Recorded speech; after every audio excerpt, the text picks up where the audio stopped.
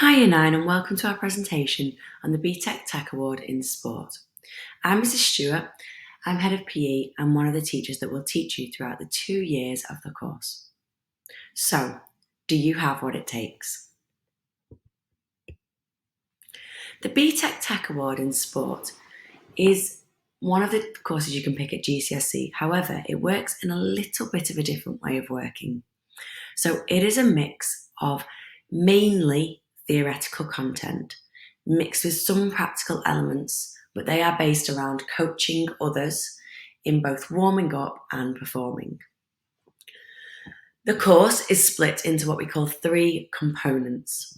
As you can see on the screen, 2 of these components are coursework based and each of them is worth 30% of the overall course. The final component, component 3, is a synoptic exam sat at the very end of your course of study, so at the end of year 11 with all of your other exams, and that is worth 40% of the overall course. What this means is essentially students get to break down their course across the 2 years so that it isn't all on the exam at the very end of year 11, which many of our students find really good in order to help them have mini deadlines and not get overwhelmed by the amount of work there is at the end of the course. It does, however, mean that coursework is assessed almost right from the beginning of year 10. So our current year 10 students are sitting component 1 coursework in a 2.5-week period currently before Christmas.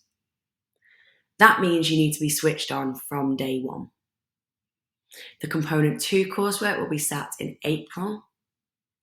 And as I say, component 3, the exam, is sat at the end of year 11 with all of your other exams, but is only worth 40% compared to 100% in other subjects. So, is it for you? So do you think you're a good sports performer and you can transfer these skills into theoretical elements? Because remember, this is a theory-based course, not practical. Have you enjoyed the learning about theory within the theory through practical lessons that you've done across year 7, 8 and 9? So for example, in year 9, you will have already done some work looking at creating and delivering a warm-up for sports performers. This is really important. If you enjoyed this, that's great because that is literally taken off this year 10 course. However, if you haven't enjoyed it, then maybe it's not for you. Are you more suited to coursework or written work? Because remember, 60% of this course is coursework and written work. Are you good with deadlines and have outstanding habits within lessons?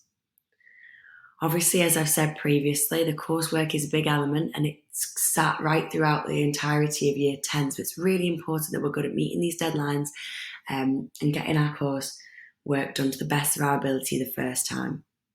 And then finally, do you have the confidence to deliver and coach sport content to your peers, such as warm-ups like you've done this year, and some drills and skills as you will do in the year 10 course? If the answer is yes to the above, then brilliant. This course is definitely for you.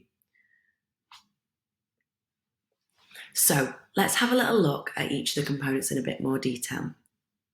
So component 1 is looking at leisure, sport and physical activity. It looks at the needs of the performer, barriers to participation and ways to address these barriers. So have a look at the pictures on the screen at the moment. How would they benefit the sports performer? I'm going to give you about 20 to 30 seconds to think about this.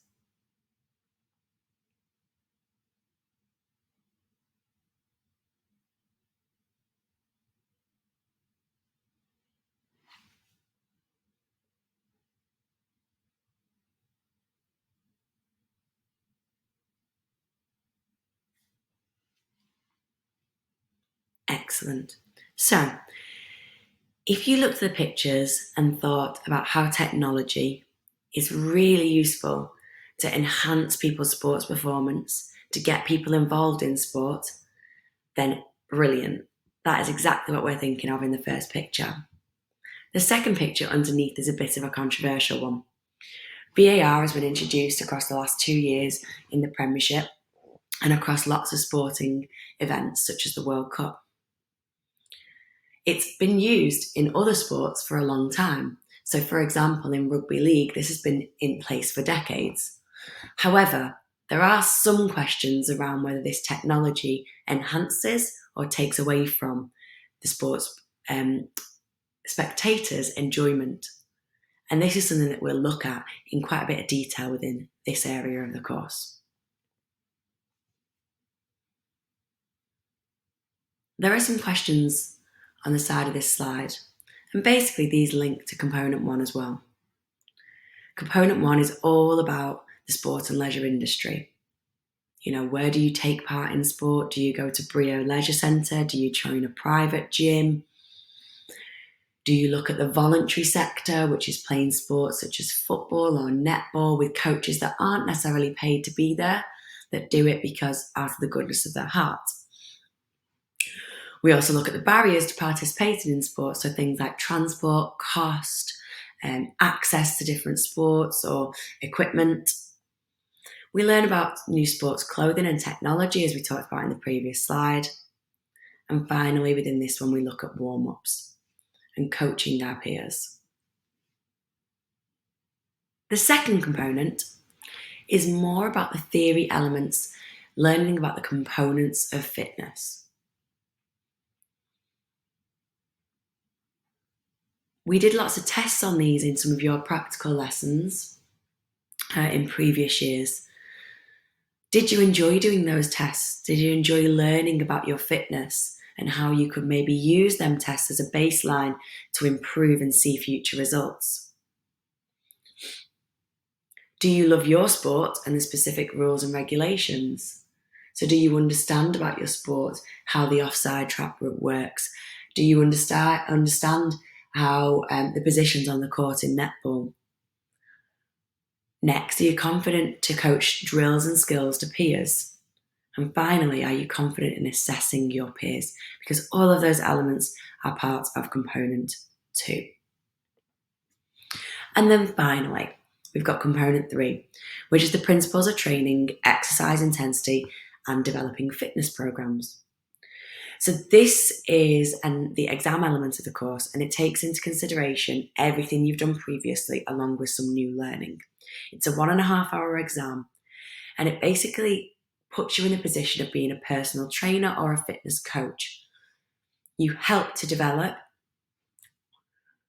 a training program for a sports performer, and you justify why you've included what you have included. It's a really interesting component because it helps utilize the knowledge that you've learned previously from the first 2 components and then draws upon that knowledge to help a case study, so someone that you are given to develop their knowledge and understanding and help develop their sporting prowess. Both component 1 and 2 also look at case studies, but these are all different case studies across the year groups. So, where can the BTEC Tech Award take you? So sport is one of the fastest growing sectors for jobs and degree courses in the UK. And completion of the BTEC Level 2 in technical level in sport, Level 2, is equivalent to a GCSE, and it opens up doors to both A-level and Level 3 BTEC Sport. Across the past 5 years, we've had Christian sports students who've gone on to study in the following areas. So sports medical science. We have had 2 students go on to sports scholarships in the USA, one in football and one in golf performance. And we've also had a student who got a Manchester Thunder scholarship and went off to study at a private school with a full scholarship in Shrewsbury. We've also had numerous students take courses in further education in sports and nutrition, sports therapy, sports science, sports business, sports coaching, and sports development, with a couple of those now becoming teachers, several of them going on to do masters in physiotherapy, and others leaving with really good degrees in order to follow careers down the sporting pathway. We are very proud of the results that we get in PE. They are excellent. And with this new course, we hope to build on that and continue to have our students follow our pathway from level 2 up to level 3 at Christleton High School. Thank you for watching. If you have any questions, please don't hesitate to come down to PE and speak to any of the members of staff about furthering your education within the PE department. Thank you very much.